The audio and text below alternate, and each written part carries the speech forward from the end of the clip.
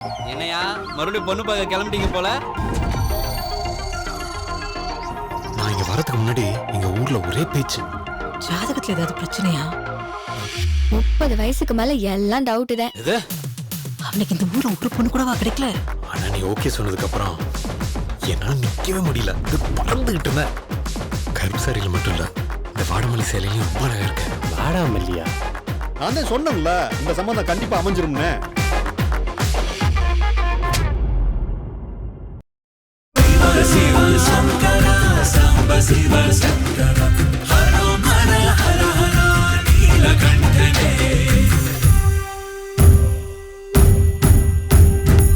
உலகமெங்கும் விஷ்ணு மஞ்சி நடிப்பில் கண்ணப்பா வெற்றி நடை போடுகிறது.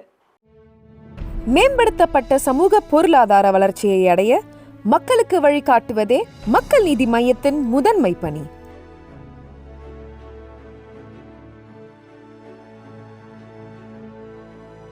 டூரிங் டாக்கி ரசிகர்களுக்கு வணக்கம். வாங்க லன்ச் நிகழ்ச்சிக்கு போகலாம்.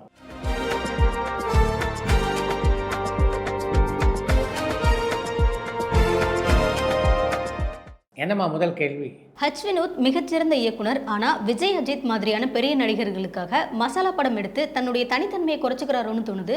இதை பற்றி உங்களுடைய கருத்து என்னன்னு மட்டக்களப்பிலிருந்து மயூரன் கேட்டிருக்காங்க. இயக்குனர் ஹச் வினோதை பற்றி எனக்கு கொஞ்சம் தெரியும். பெரிய நடிகர்களோடு இணைந்து பணியாற்றுகின்ற வாய்ப்பு கிடைக்கிறது அப்படின்றதுக்காக தன்னுடைய தனித்தன்மையை விட்டு கொடுப்பார் அப்படின்னு நான் நினைக்கிறேன். ஜெய்சங்கர் கலை நிகழ்ச்சிக்காக துபாய் போயிருக்காரான்னு சென்னையிலேருந்து சந்தனகுமார் கேட்டிருக்காங்க. கலை நிகழ்ச்சிகள் நடத்துவதற்காக பலமுறை துபாய்க்கு சென்றிருக்கிறார் மக்கள் கலைஞர் ஜெய்சங்கர். விஜயுடைய ஜனநாயகன் படத்துடைய ஷூட்டிங் முடிஞ்சிருச்சு. ஹச் வினோத் அடுத்ததா கமல்ஹாசனை வச்சு படம் எடுக்க வாய்ப்பு இருக்கான்னு வடபழனிலிருந்து ராஜேஷ் கேட்டிருக்காங்க. அடுத்து அருண்குமாரோடு இணைந்து ஒரு படத்திலே பணியாற்ற இருக்கின்ற கமல்ஹாசன் ஜனவரி மாதத்திலே அன்பர் இயக்கத்திலே ஒரு திரைப்படத்தில் நடிக்க இருக்கார். அதனால இப்போதைக்கு ஹெச் வினோதுடன் இணைந்த ஒரு பணியாற்றுவதற்கான வாய்ப்புகள் மிக குறைவு.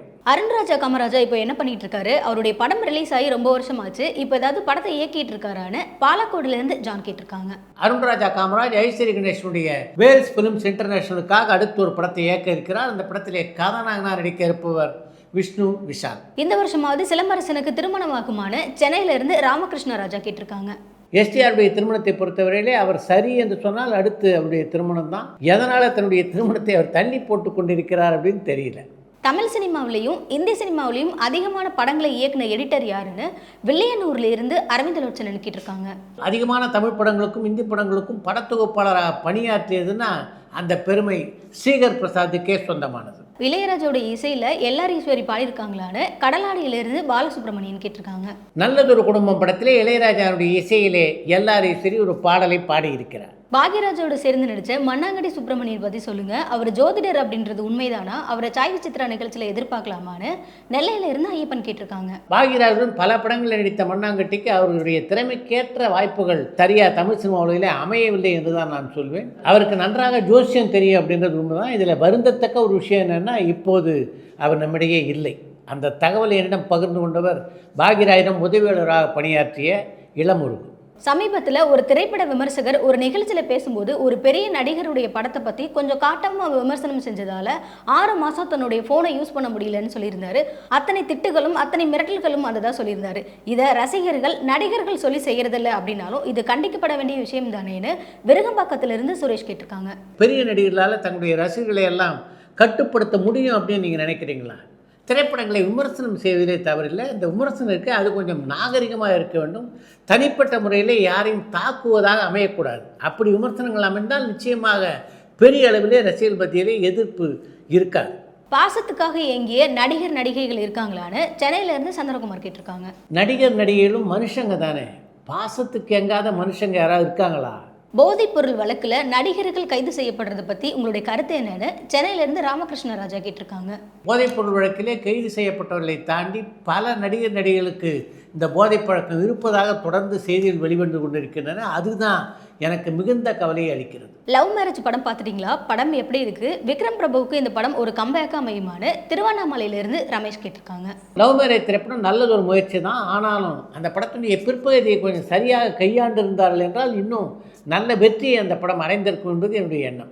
2025 பாதி வருஷத்தை கடந்துட்டோம். இப்போ வரைக்கும் ரிலீஸ் ஆன படங்களில் உங்களுடைய பார்வையில் டாப் 5 திரைப்படங்களை பட்டியலிட முடியுமான்னு கேஜிஎஃப்ல இருந்து லிவிங்ஸ்டன் கேட்டிருக்காங்க. 2025ஆம் ஆண்டிலே இதுவரை வெளியான படங்களில் நல்ல படங்கள்னா டூரிஸ்ட் ஃபேமிலி, மாமன், டிராகன் ஆகிய படங்களை சொல்லலாம். நல்ல வசூலை பெற்ற படங்கள்னா Good Bad Ugly, Dragon, Tourist Family, Madhagajaraja, Maaman ஆகிய 5 படங்களை சொல்லலாம். கலைஞருக்கும் எஸ்எஸ்ஆருக்கும் உள்ள உறவு கடைசி வரைக்கும் எப்படி இருந்ததுன்னு சென்னையிலிருந்து சந்திரகுமார் கேட்டிருக்காங்க. எஸ்.எஸ். ராஜனுடைய கடைசி காலத்திலே அவருக்கும் கலைஞருக்குமான உறவு அவ்வளவு சுமூகமாக இல்லை என்பதுதான் உண்மை. டூரிங் டாக்கஸ்ல கமல்ஹாசனுடைய விளம்பரம் வருது, மக்கள் நீதி மையம் கட்சியில நீங்க சேர போறீங்களான்னு வேளச்சேரியிலிருந்து பிரபாகரன் கேட்டிருக்காங்க. டூரிங் டாக்கஸ்ல மக்கள் நீதி மையத்தினுடைய விளம்பரம் இடம்பெற்றிருக்கிறது என்றால் அது ஒரு பெய்டு அட்வர்டைஸ்மெண்ட். இப்போ உள்ள நடிகைகள் மேக்கப் போடாம படங்களை நடிக்க வாய்ப்பு இருக்குதான்னு சென்னையிலிருந்து சந்திரகுமார் கேட்டிருக்காங்க. ஒரு கதையிலே மேக்கப் போடாமல் தான் நடிக்க வேண்டும் அப்படின்ற அவசியம் உருவாகுமானால் நிச்சயமாக இப்போது நடிகைகள் எந்தவித தயக்கமும் இல்லாமல் மேக்கப் இல்லாமல் நடிப்பாங்க. நடிகர் பி வாசுடைய மகன் சக்தி இப்போ என்ன பண்றாரு, ஏதாவது படங்களை நடிக்கிறாரான்னு குவைத்துல இருந்து அமிர்தேஸ்வரன் கேட்டிருக்காங்க. இயக்குனர் வாசுடைய மகனான சக்தி இப்போ இந்த படத்தில் நடிக்கல, அடுத்து படங்களை நடிப்பதற்கான முயற்சியிலும் அவர் ஈடுபட்டிருப்பதாக தெரியல. விஜய் ஆண்டனியுடைய மார்கன் படத்துக்கு எந்த மாதிரியான ரிவ்யூஸ் வருது, நீங்க அந்த படத்துக்கு எவ்வளோ ரேட்டிங்ஸ் கொடுப்பீங்கன்னு தென்காசியிலிருந்து சௌமியா கேட்டிருக்காங்க. நான் பொதுவாக மதிப்பெண்களை எல்லாம் தரதில்லை. மார்கன் திரைப்படத்தை பொறுத்த வரைக்கும் அந்த திரைக்கதையில் இன்னும் கொஞ்சம் சுவாரஸ்யத்தை கூட்டி இருந்தார்கள் என்றால் அந்த படம் இன்னும் கொஞ்சம் பெரிய வெற்றியை பெற்றிருக்கும். அதற்கான இடங்கள் படத்தில் இருக்கு, ஆனாலும் அதை சரியாக அவங்க பயன்படுத்திக்கல அப்படின்னு தான் நான் நினைக்கிறேன். தமிழ் திரைப்படங்களை ஆங்கிலம், சீனம், ஜப்பானிய மொழிகளை டப் பண்ணி ரிலீஸ் பண்ணியிருக்காங்களான்னு சென்னையில இருந்து ராமகிருஷ்ண ராஜா கேட்டிருக்காங்க. தமிழ் திரைப்படங்கள் அவ்வப்போது சீன மொழியிலும் ஜப்பானிய மொழியிலும் மொழிமாற்றம் செய்யப்பட்டு வெளியிடப்பட்டிருக்கின்றன. ஆனால் ஆங்கிலத்திலே மொழிமாற்றம் செய்யப்பட்டு பெரிய அளவிலே வெளியிடப்பட்டதாக தெரியல. எம்ஜிஆர் கதாநாயகனா நடித்த முதல் படத்தில் அவருக்கு கதாநாயகியா நடித்தது யாருன்னு கடலாடியிலிருந்து பாலசுப்ரமணியன் கேட்டிருக்காங்க. எம்ஜிஆர் கதாநாயகனாக அறிமுகமான படம்னா அது ஜூபிட்டர் பிக்சர்ஸ் தயாரிப்பிலும் ஏஎஸ்ஏ சாமியினுடைய இயக்கத்திலும் உருவான ராஜகுமாரி என்ற திரைப்படம் தான். அந்த படத்திலே எம்ஜிஆருக்கு ஜோடியாக நடித்தவர் மாலதி என்ற நடிகை. காளி வெங்கட்டுடைய அடுத்த திரைப்படம் என்ன, அவரை சாய்வு சித்திர நிகழ்ச்சியில் எதிர்பார்க்கலாமான்னு சென்னையில இருந்து ராமகிருஷ்ண ராஜா கேட்டிருக்காங்க. காளி வெங்கட் ஆண்டுக்கு ஏதோ ஒரு படத்துலையோ 2 படத்துலையோ நடிக்கிற மாதிரி இந்த கேள்வியை நீங்கள் கேட்டிருக்கீங்க. காளி வெங்கட் தொடர்ந்து பல படங்கள் நடித்து கொண்டிருக்கிறார். அதில் எந்த படம் எப்போ வெளியாகும் அப்படின்றது காளி வெங்கட்டுக்கே தெரியாது என்பதுதான் உண்மை. காளி வெங்கட்டினுடைய நேர்காணல் ஏற்கனவே சாய்வு சித்ரா நிகழ்ச்சி இடம்பெற்றிருக்கிறது. அதுக்கான லிங்க் டிஸ்கிரிப்ஷன் பாக்ஸில் இருக்குது, பார்த்து ரசிங்க.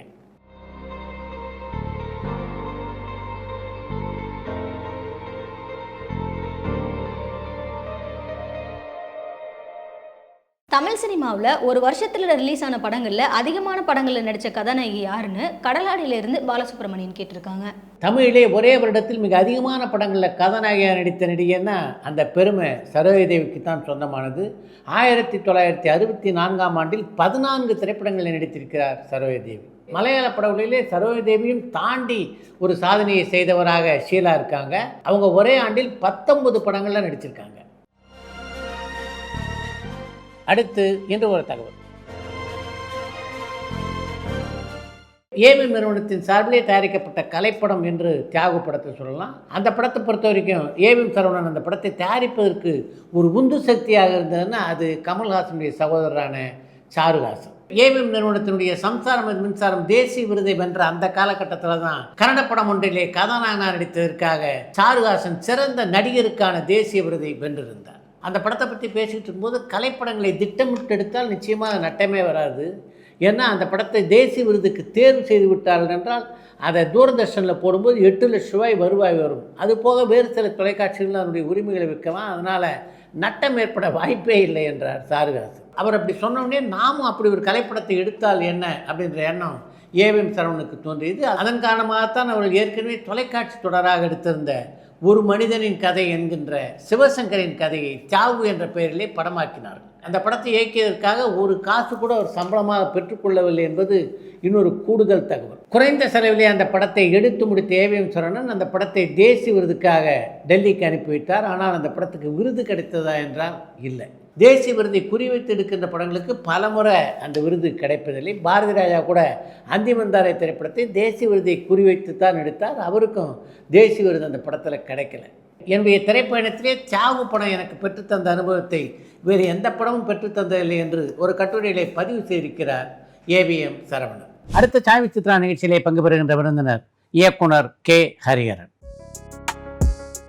பூனா திரைப்படக் கல்லூரியின் மாணவரான கே ஹரிஹரன் தமிழிலே இயக்கிய முதல் திரைப்படம் 7வது மனிதன். ரகுவரன் என்கின்ற அற்புதமான நடிப்பாற்றல் கொண்ட நடிகரை அந்த படத்தின் மூலம்தான் தமிழ் சினிமா உலகுக்கு அறிமுகம் செய்து வைத்தார் இவர். தன்னுடைய முதல் படத்திலேயே சிறந்த தமிழ் படத்திற்கான தேசிய விருதை வென்ற ஹரிஹரன் 10 ஆண்டுகள் L V Prasad film and TV அகாடமியினுடைய தலைமை பொறுப்பிலே இருந்தவர். கமல்ஹாசனின் திரைப்பயணத்தை பற்றி ஒரு புத்தகம் எழுதியுள்ள ஹரிஹரன் கமல்ஹாசனுக்கும் தனக்கும் உள்ள நெருக்கத்தை பற்றியும் இந்த திரையுலகத்திலே தான் பெற்ற அனுபவங்களை பற்றியும் பல தகவல்களை இந்த நேர்காணலிலே பகிர்ந்து கொண்டிருக்கிறார். சினிமா மேலே உங்களுக்கு காதல் பிறக்கிறதுக்கு காரணமாக இருந்தது யார்?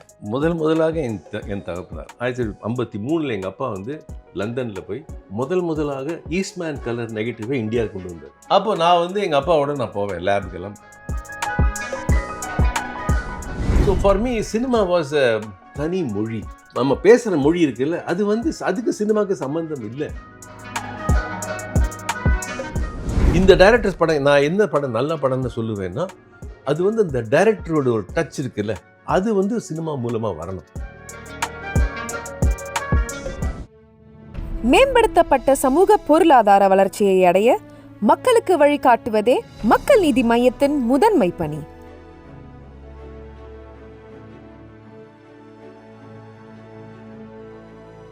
பரபரப்பான சினிமா செய்திகள், நட்சத்திரங்களின் பேட்டிகள், சினிமா வரலாறு ஆகியவற்றை பார்க்கவும் படிக்கவும் உங்களுக்கான இணையதளம் touringtalkies.co.